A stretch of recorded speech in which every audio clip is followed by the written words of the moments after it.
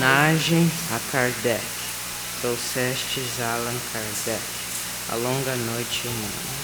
O Cristo em nova luz, revivecida aurora. E onde estejas, serás eternidade afora. A verdade sublime em que o mundo se irmana. Em teu verbo solar, a justiça se afufana. De aclarar, consolando o coração que chora. A fé brilha, o bem salva, a estrada se aprimora. E a vida, além da morte, esplende soberana. Escuta a gratidão da terra em toda a parte. A alma do povo freme e canta a relembrar-te. A presença estelar e a serena vitória, gênio serviste, e herói exterminaste as trevas. Recebe com Jesus na glória a que te elevas. Nosso preito de amor nos tributos da história. Autor Amaral Ornelas. Psicografia de Francisco Cândido Xavier. Boa noite aos caríssimos irmãos aqui presentes. Que as bênçãos do Mestre Jesus, que nos concedeu a oportunidade de nos encontrarmos reunidos nesta noite, e toda vez que uma assembleia deste porte se reúne para ouvir os ensinamentos do Cristo, é porque houve autorização da parte da espiritualidade organizada por nosso Senhor Jesus Cristo. Trazemos o abraço fraterno dos companheiros da Associação Espírita Allan Kardec de São José do Rio Preto e também do Grupo Espírita Recanto de Paz de Ipiguá, que são duas instituições que nós trabalhamos lá. Conhecereis a verdade e a verdade vos libertará. Quando Jesus pronunciou estas palavras, observemos bem que ele começa dizendo sobre a necessidade de conhecer a verdade. Como é que se conhece a verdade? Não há outra forma de se conhecer a não ser estudando, a não ser aprimorando conhecimentos, aprimorando entendimentos. E em seguida ele diz: conhecereis a verdade, e a verdade vos libertará. Então só há uma forma de libertação espiritual por parte de cada um de nós, conhecendo a verdade e aplicando a verdade. Então nós vamos observar, por exemplo, que o apóstolo Paulo, em Coríntios 13, 12, diz assim: quando eu era menino, falava como menino, sentia como menino, discutia como menino, mas logo que cheguei a ser homem, acabei com essas coisas de menino. É o Paulo de Tarso revelando o conhecimento profundo de que quando ele conheceu a verdade, ele deixou de ser menino. Ele deixou de ser espírito infantil ou infantilizado, ou deixou de ser espírito com uma mentalidade ainda criança. Então, a questão de conhecereis a verdade e a verdade vos libertará, nos leva ao conceito claro proposto por Paulo de Tarso aqui, mostrando que nós precisamos conhecer, estudando, aprendendo, para irmos diluindo dentro de nós os conceitos de criancices e de meninices, para nos tornarmos espíritos homens, espíritos adultos. porque só aí nascerá o Filho do Homem. Mas o Paulo de Tarso tem uma outra colocação ainda em Coríntios 13:12 interessante, quando ele diz assim: porque agora vemos por um espelho em enigma, mas à frente então, veremos face a face. Agora conheço em parte, mas então conhecerei como também sou conhecido. Paulo, nesta passagem, também se refere à questão de conhecer a verdade.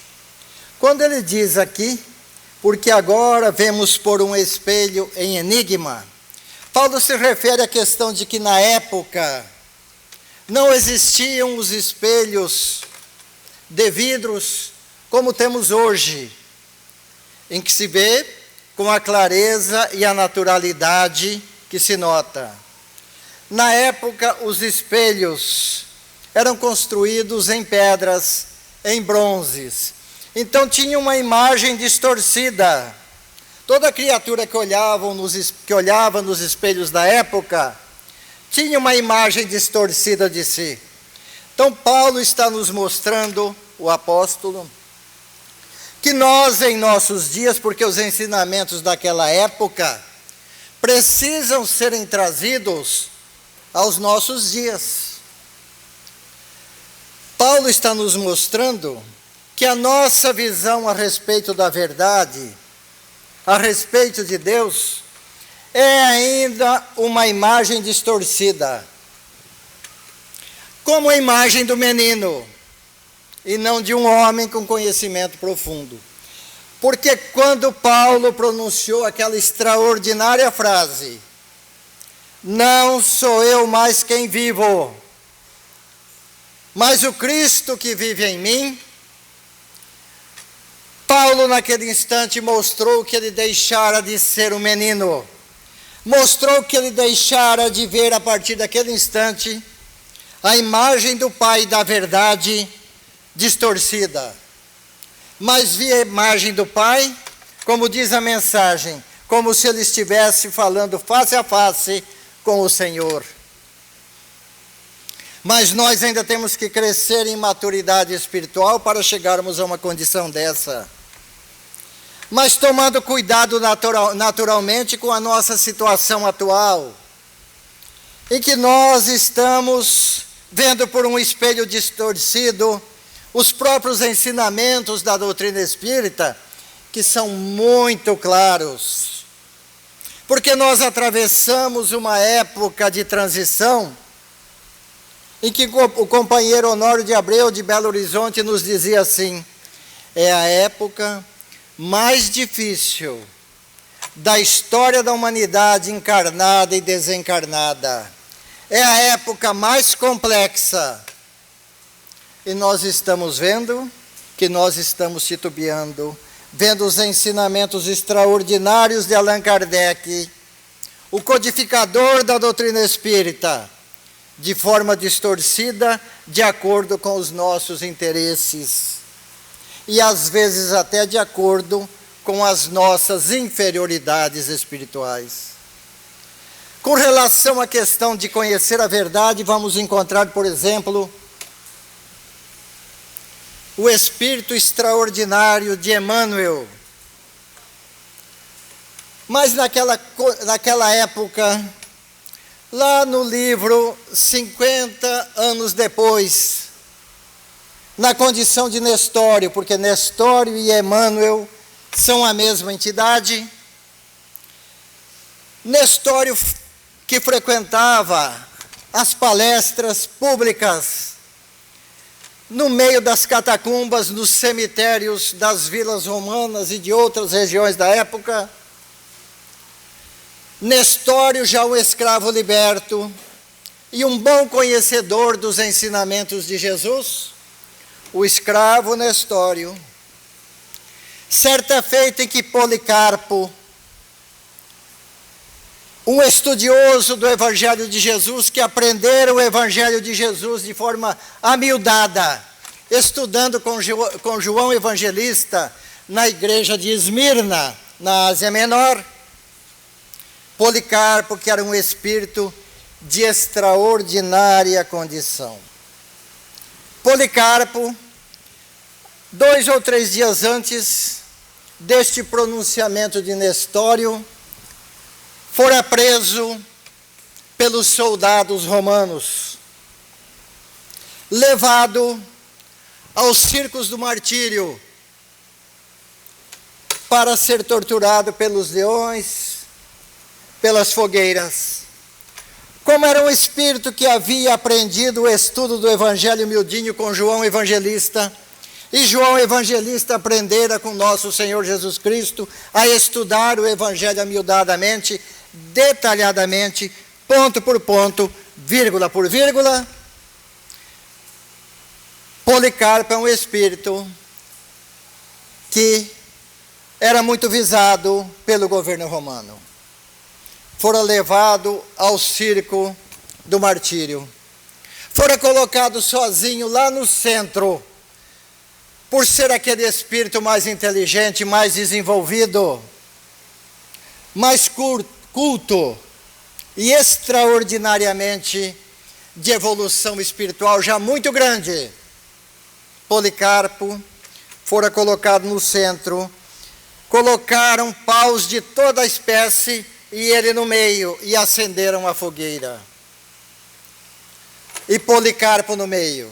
E a fogueira queimando, queimando, até o ponto em que a fogueira começou a diminuir e chegou ao ponto de se tornar só brasas, e observaram que Policarpo continuava intacto, sem uma queimadura e sem um arranhão, narram as histórias. Aí tiveram que crucificá-lo através dos punhais. Este Policarpo, que não pôde comparecer naquela noite à Vila Nomentana, para exemplificar o Evangelho de Jesus, fora substituído então por Nestório, o escravo liberto, hoje Emmanuel. Nestório então diz assim, que o proselitismo dos cristãos voltaria à terra, reencarnariam para desenvolverem trabalhos a serviço do Cristo na terra, no campo da política, no campo social e em outras áreas. Mas quando Nestório diz que eles voltariam, que seriam os proselitistas cristãos ou do Cristo, ele refere-se aos mártires que morreram queimados nos circos, aqueles que acompanharam Jesus, os companheiros do Cristo foram queimados, voltariam então a se reencarnar, mas o Nestório os chama de proselitistas do Cristo. O que quer dizer proselitismo? Proselitismo é tudo aquilo que se fala, que se diz, e que ainda não se conceitua como uma verdade plena. É a criatura que ainda não tem uma convicção muito clara daquilo que fala, daquilo que diz, daquilo que pensa. Então, o Nestório está dizendo que esses espíritos que estiveram acompanhando Jesus ainda não haviam aprofundado o conhecimento da verdade, que é como nós que nos encontramos aqui hoje. Por não terem aprofundado o conhecimento da verdade, conhecereis a verdade e a verdade vos libertará. Teriam que voltar à carne para desenvolverem trabalhos no campo da política e social. E voltaram. E ainda persuadidos daquelas ideias, daquelas teorias, de que acompanhando Cristo, salvariam as suas peles.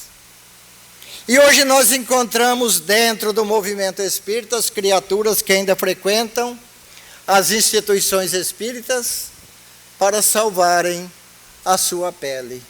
Nós vemos os irmãos que vão às instituições, às reuniões mediúnicas, porque lá tem os guias. E os guias vão salvar a minha pele. E estão redondamente enganados, porque os guias não salvam a pele de ninguém. Nós é que temos que conhecer a verdade, senão nós não vamos nos libertar. Porque aqueles que acompanharam o próprio Cristo não entenderam, não conseguiram aprofundar a verdade crística de nosso Senhor e voltaram. E criaram na terra os movimentos das cruzadas, que tinham o ideal, mas foi nefando. Criaram as penas de mortes. Muitos deles cresceram, foram embora. Mas muitos estão reencarnados ainda em nossos meios. Vejamos, por exemplo, nós comentamos até agora, de Nestório na época, logo depois que o Cristo passou pela terra, dando e trazendo-nos a informação de mártires que foram crucificados e queimados nos circos, comidos pelos leões, se reencarnando. Mas agora nós vamos trabalhar aqui uma mensagenzinha psicografada pelo médium Francisco Cândido Xavier, escrita pelo Dr. Bezerra de Menezes, chamado Código Divino. O que quer dizer Código Divino? Código Divino significa lei divina. Código Divino pode significar também Novo Testamento, que é o Evangelho verdadeiro de Jesus. Isso é Código Divino. Código Divino é verdade. Porque verdade é palavra. E verdade é, acima de tudo, lei divina. Então, o Dr. Bezerra de Menezes, atual, muito próximo dos nossos dias, diz assim: outrora os mártires sofreram nos circos para doar ao mundo a bênção da revelação através das fogueiras e sacrifícios. Traçaram um roteiro de luz para o mundo paganizado. Em seguida, quando as trevas da Idade Média consagravam a autocracia do poder, os cristãos livres experimentaram a perseguição, experimentaram a morte e o anátema para restaurarem a senda luminosa, conferindo à terra as luzes da verdade. Eu disse aos caros companheiros aqui presentes, referindo-me ao Nestório lá atrás, há 2000 anos, Dr. Bezerra está falando dos nossos dias. Aí ele diz assim: hoje, porém, está falando de hoje, meus amigos, os seguidores do Mestre Divino, irmanados em torno do amor, em torno da cruz redentora, hoje, foram chamados à doação da fraternidade às criaturas. Dr. Bezerra está dizendo que os mártires foram chamados novamente, no momento. E o companheiro Honório de Abreu de Belo Horizonte diz assim: sabe onde eles se encontram hoje? Nas lideranças do movimento espírita. Alguns fazendo um trabalho bom, mas outros ainda se comprometendo. E acompanharam Jesus na época. Por isso que o trabalho de conhecer a verdade não é tão simples como parece. É um trabalho que exige de cada um de nós perseverança, confiança, fé raciocinada e equilíbrio nas ações. E aquele que trabalha nessas condições é perseguido. extremamente perseguido. Sofre tudo que tem direito hoje dentro do movimento espírita. As criaturas honestas são criticadas. Todo mundo fala mal delas, inventam situações sobre elas. São criaturas que estão sofrendo muito, mas alguns deles estão se sobressaindo muito bem, trabalhando pela verdade crística de nosso Senhor, com fidelidade ao Evangelho do Pai. Outros não estão dando conta e vão ter que voltar ainda. Então nós vamos observando pela mensagem do Dr. Bezerra da atualidade, porque ele está falando que eles estão se reencarnando na atualidade. E nós temos que buscar essa verdade, porque nós estamos numa época de transição complicada, difícil. E se nós não nos esforçarmos profundamente, nós vamos nos encontrar daqui a pouco no plano espiritual, como nós temos acompanhado uma série de companheiros em situações complicadas. Mas a doutrina espírita vem nos trazer este material extraordinário, esta beleza de luz, que esclarece e alimenta com força exuberante a nossa vontade de crescermos e de vencermos, não os outros, mas a nós mesmos. Nós vamos encontrar uma outra passagem interessante, por exemplo, quando o escravo Nestório novamente, aí é a vez do escravo Nestório junto com Ciro serem presos pelos soldados romanos, para serem levados aos circos do martírio. E Célia, do livro 50 anos depois, um espírito de extraordinária evolução espiritual, mas que tinha um sentimento, um sentimento de amor profundo com o espírito Ciro, sentiu desejo, sentiu vontade de acompanhá-los ao circo do martírio. Foi quando o espírito Nestório, hoje Emmanuel, disse assim para Célia: olha que elucidação extraordinária. Disse Nestório que o sacrifício autêntico, Célia, é aquele que nós implementamos em cada momento de nossa vida, em homenagem a nosso Senhor Jesus Cristo. É doando-nos a Ele, Célia, porque se a fera ou o corte lá no circo do martírio, de algum modo representa um testemunho, Célia, tira o elemento, o jugo daqui, porque está trabalhando muito o psiquismo de quem para lá é levado. Agora, uma vez, Célia, que o psiquismo, como é o seu caso, já está de algum modo estruturado, olha bem, Célia, como o seu psiquismo já está estruturado,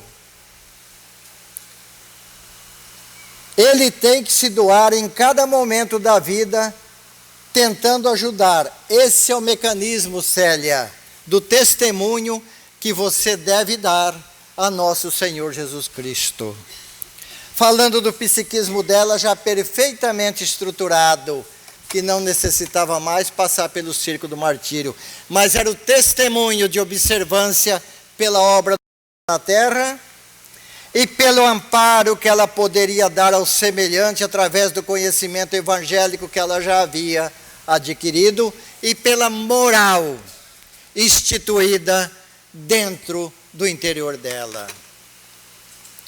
Esta é a ajuda que o espírito mais adiantado pode dar àqueles que já não têm mais necessidade de passar pelo jugo do sofrimento dos martírios, que não existe praticamente mais em nossos dias, graças a Deus. Mas tem outros sacrifícios por parte de cada um de nós. Então, a Célia já tinha a verdade interiorizada nela, já conhecia a verdade crística do Cristo e aplicava disciplinarmente esta verdade. Agora, a verdade, ela tem um lado interessante, porque tem a verdade que é a verdade do Pai, que nós notamos dentro do movimento espírita uma infinidade de criaturas falando e trabalhando sobre a felicidade. Mas Emmanuel dá uma definição interessante sobre essa questão. Ele diz que a felicidade, nós só vamos consegui-la através da busca da verdade. Olha bem. E que a verdade não está conosco. A verdade está com Deus, está com o Pai. Então ele mostra para nós que nós temos que desenvolver a verdade interiormente para conquistarmos a felicidade. Porque não há nenhum projeto miraculoso ou mirabolante que possa implementar a felicidade dentro de cada um de nós. Automaticamente.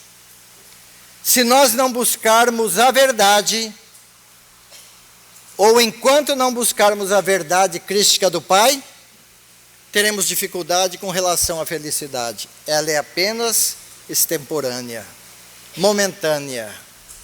Mas tem a verdade do Pai, que nós estamos tentando, trabalhando para incorporar.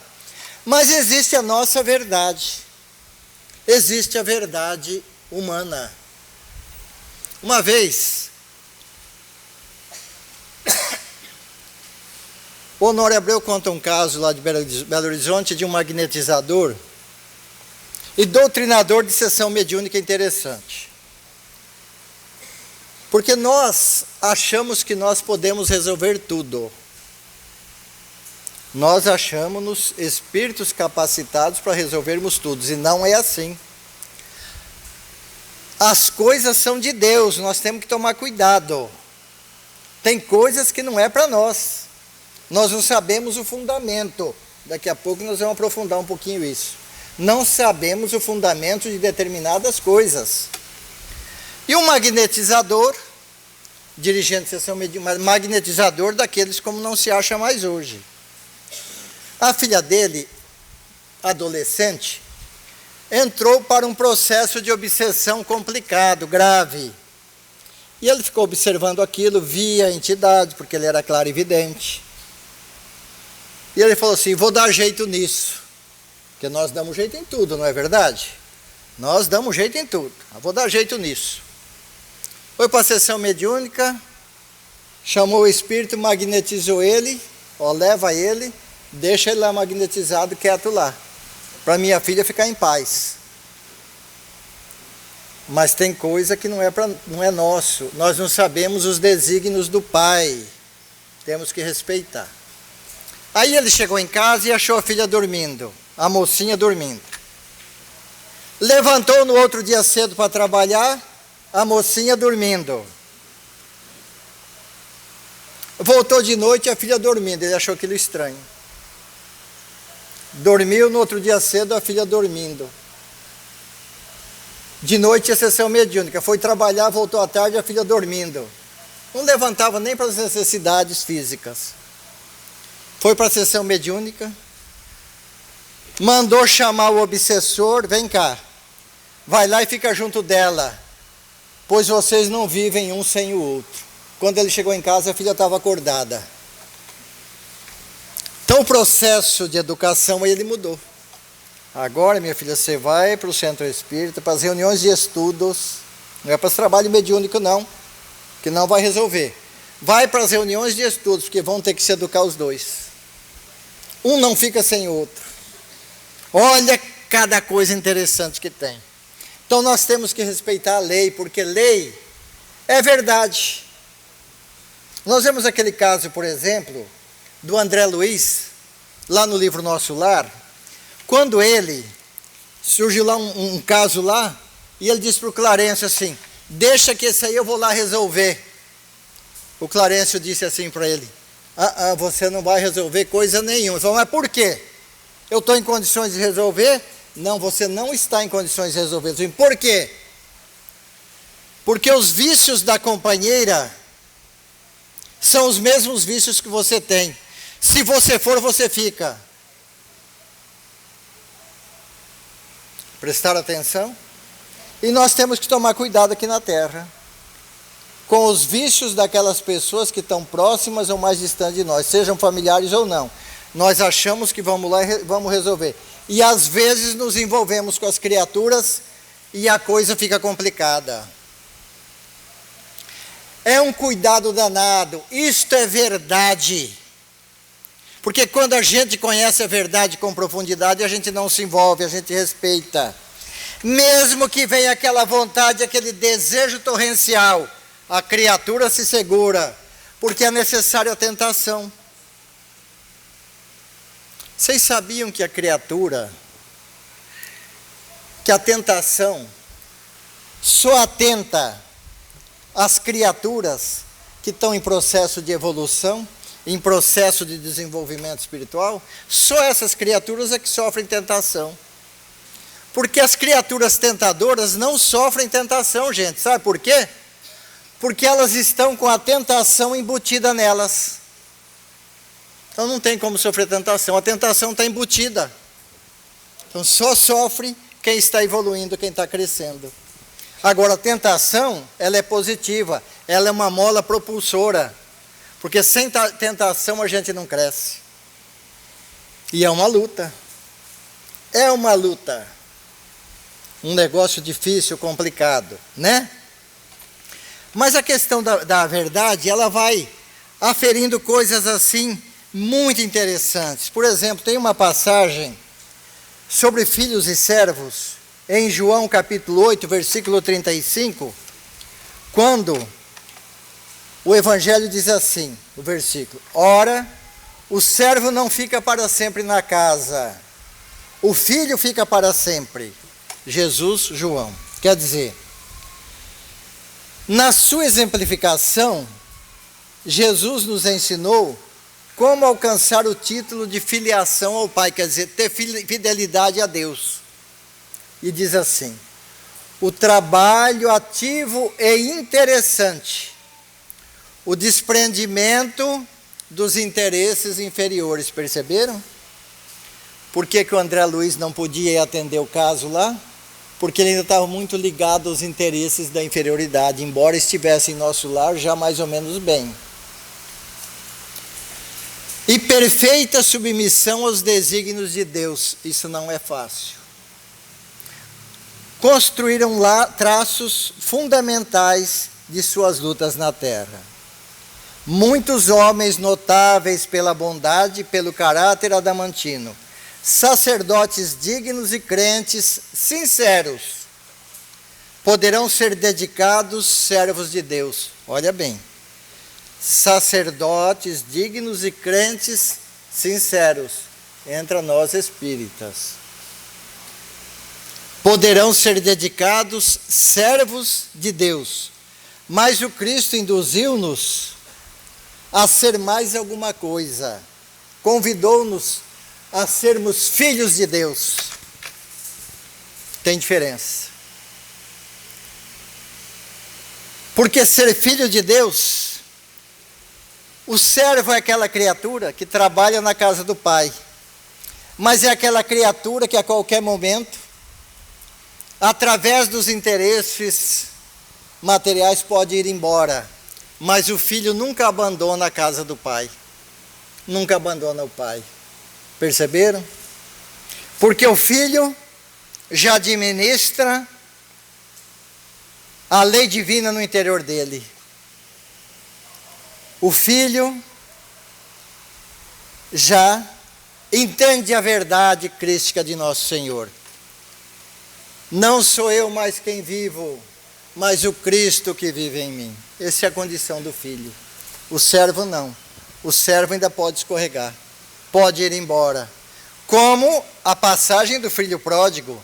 que saiu de casa, que é uma parábola extraordinária de evolução espiritual, e foi caminhando por aí, mas essa é uma outra história, né? É aquele servo que não entendeu ainda a mensagem do Pai. Bom,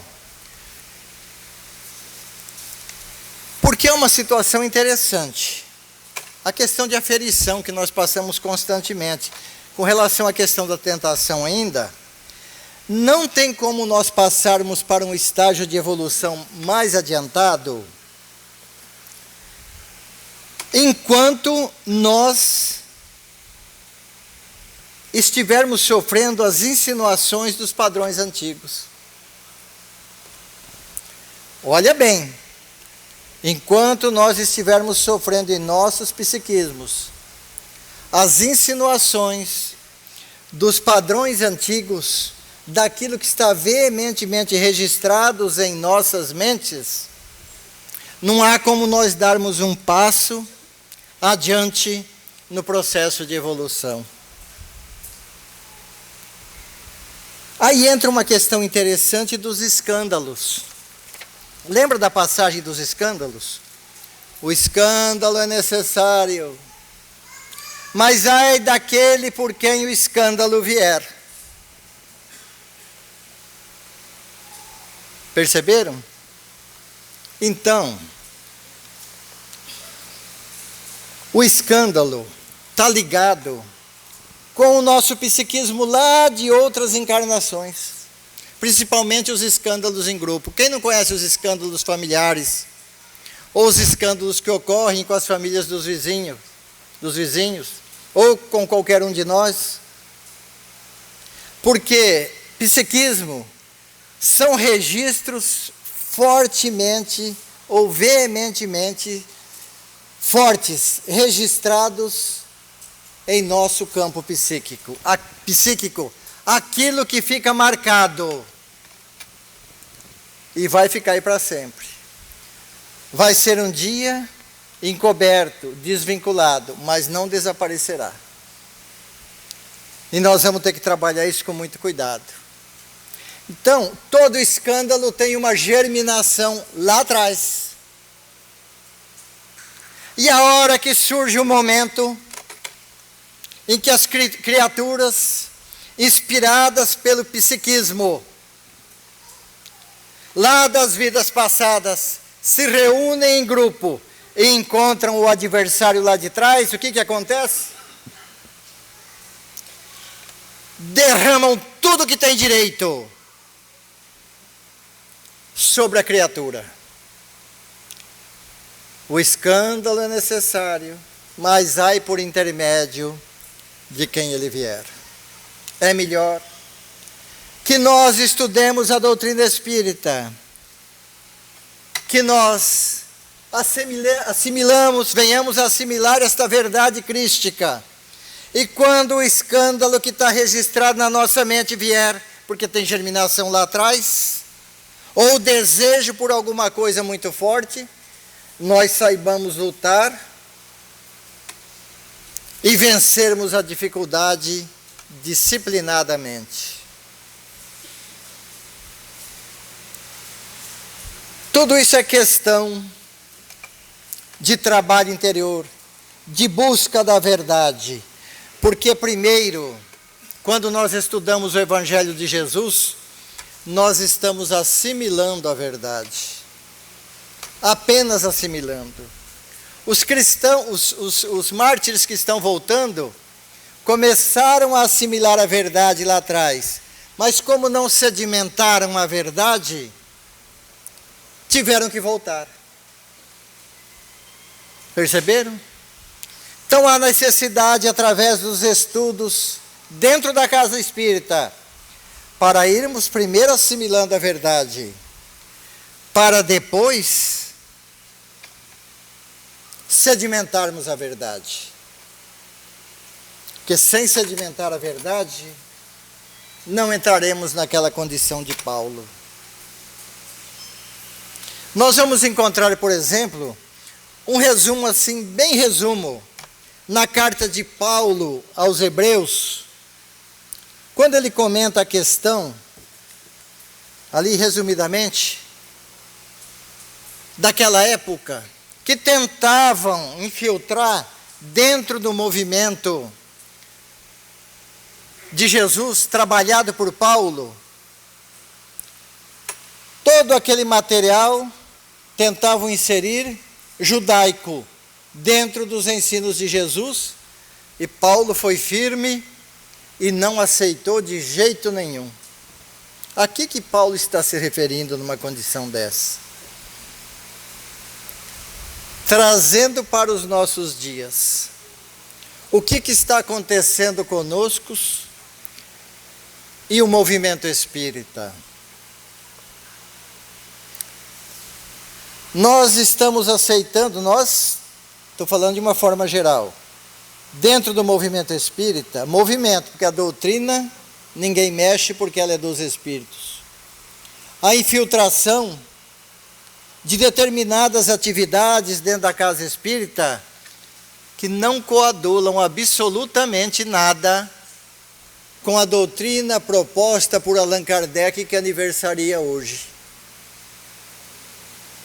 Porque esse espírito e seu trabalho deveria merecer maior respeito de nossa parte.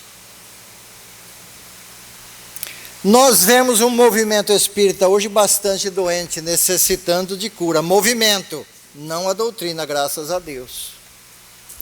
Porque são os expositores, não estou dizendo aqui, mas lá em São José do Rio Preto. Eu acredito que aqui não aconteça isso.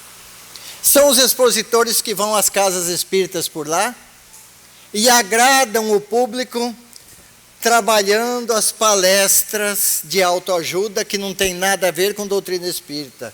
Porque Chico Xavier foi claro. A função primordial da casa espírita é ensinar o Evangelho de Jesus dentro da maior simplicidade possível. Mas ninguém quer estudar o Evangelho de Jesus.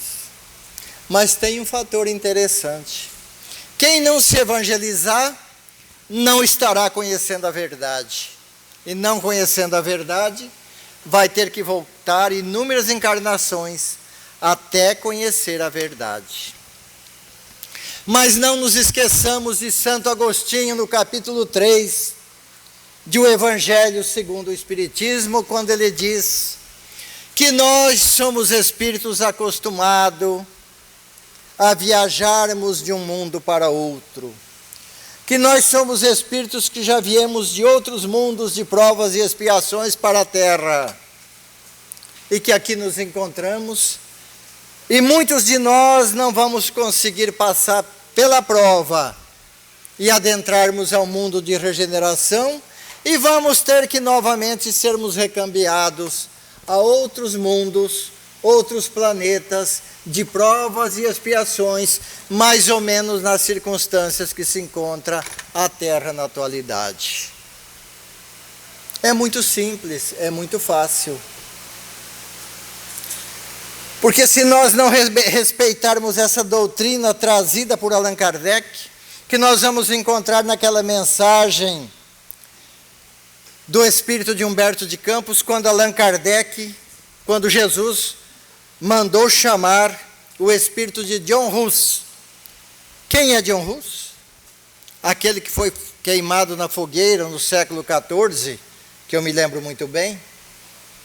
John Hus é o mesmo Kardec, é a mesma entidade, o mesmo espírito. Jesus chama o espírito de confiabilidade. John, voltarás à terra,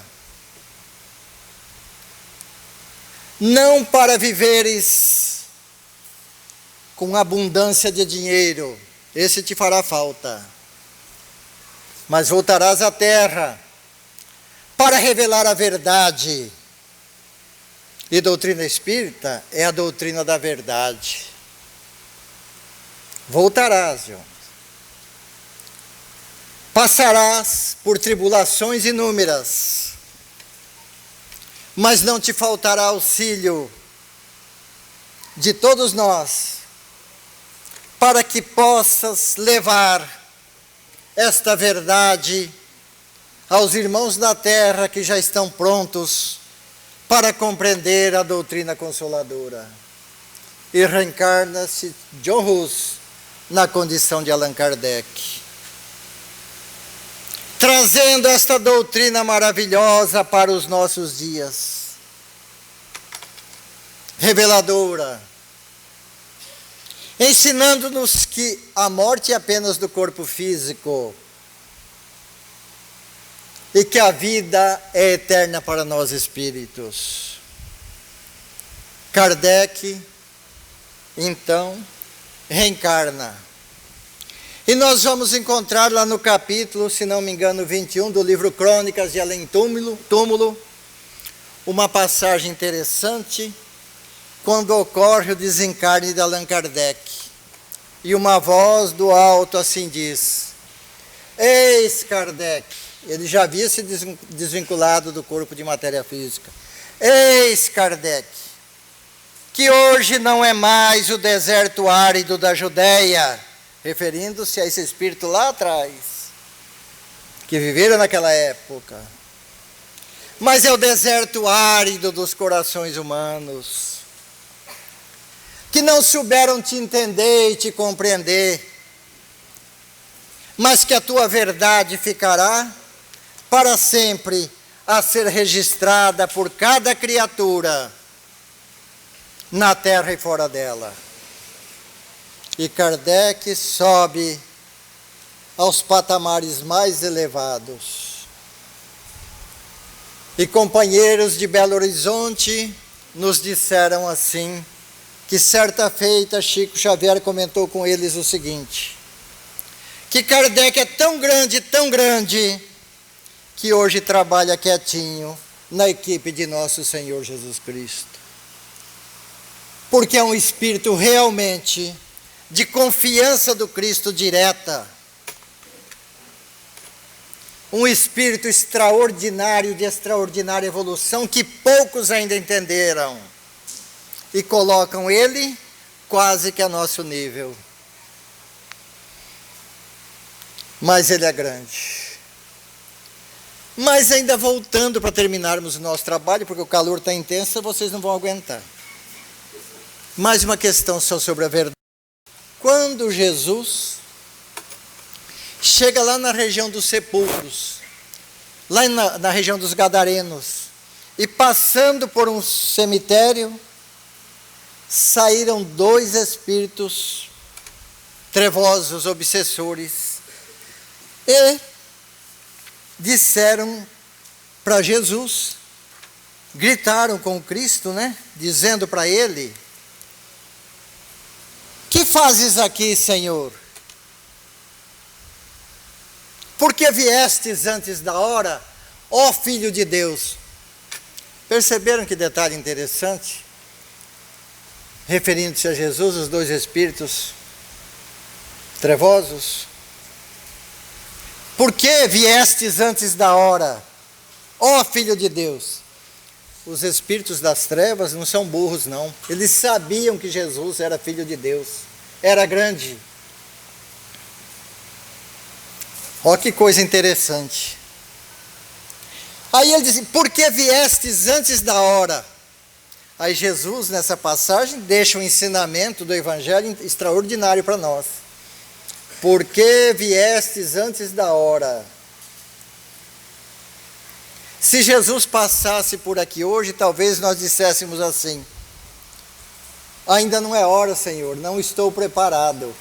Estaríamos na condição dos mártires, que caminharam com ele e não o entenderam. Somos nós que não estamos prontos ainda. Porque na mesma passagem relativa lá a Lucas, que traz uma interpretação um pouco diferente, Jesus disse assim: deixe eles mais um pouco aí. Jesus talvez dissesse para nós: continuem reencarnando na Terra mais algum tempo até conhecer a verdade, depois eu busco vocês. Porque os espíritos que se encontravam na região do cemitério estavam felizes com a verdade deles. Eles viviam no inferno, sim. O problema é que a maioria das criaturas vive no inferno interior e não gosta que ninguém mexa com eles. Não vem mexer com o nosso inferno, não. É muito simples. Vamos em qualquer região aí, em que encontremos companheiros de vida totalmente compromissados com a inferioridade e tentemos tirá-los de lá, ver se a gente consegue. Eles estão felizes no mundinho deles. Não mexa com eles, nós é que não vamos nos dar bem ali. Então a verdade precisa ser entendida com profundidade. Os espíritos não estavam prontos. Jesus deixa a lição para nós. Nós também não estamos prontos. Temos que aguardar mais um tempo. Para encerrarmos, agradecendo a paciência de vocês com o calor que está forte, quando o Chico Xavier dirigia lá as atividades em Pedro Leopoldo, numa noite nas atividades mediúnicas, apareceu um espírito de um padre chamado Padre Celito. E o espírito, completamente ignorante das condições dele como desencarnado, mediunizou uma senhora, o Chico estava presente, o Arnaldo Rocha era o doutrinador da sessão mediúnica. E o Arnaldo foi trabalhando, dialogando com o espírito, porque o Emmanuel orientava eles que não gostavam do termo doutrinação, mas sim diálogo ou dialogação com os espíritos. A entidade foi embora, voltou na outra semana e foi trabalhando, vinha toda semana, se comunicava. Uns 2 meses depois, olha ainda a situação do espírito. Como ele fora padre, arraigado à condição da Igreja Católica, subia uma procissão pela rua e virava em frente o Centro Espírita Meimei, em Pedro Leopoldo, onde o Chico e o Arnaldo, naquele momento com o grupo, estavam realizando uma sessão mediúnica. E a procissão virou e parou quase em frente ao centro, cantando aqueles louvores todos. E o Espírito disse assim: eu quero ir lá na porta, porque lá que é o meu lugar, não é aqui não. Então nós vamos observando como não é fácil trabalharmos às vezes com determinadas entidades que ainda estão arraigados àqueles processos veementemente fortes no psiquismo deles, acreditando numa verdade deles que eles aprenderam. E segundo Arnaldo Rocha, a entidade só foi compreender a verdade, os ensinamentos, depois de 9 meses de diálogo com eles. 9 meses. Então não se doutrina um espírito em 10, 15, 20 minutos, como acontece muito nas sessões mediúnicas. A questão é muito mais complexa às vezes. Porque existe a nossa verdade aqui, de nós homens encarnados, mas a verdade que nós temos que buscar, que trabalhar em nosso interior, é a verdade crística de nosso Senhor a abençoar os nossos propósitos de crescimento e de melhoria. E nesse momento eu agradeço a paciência que vocês tiveram conosco nesta noite. Muita paz em vossos corações, muita luz em vossas vidas. Muito obrigado.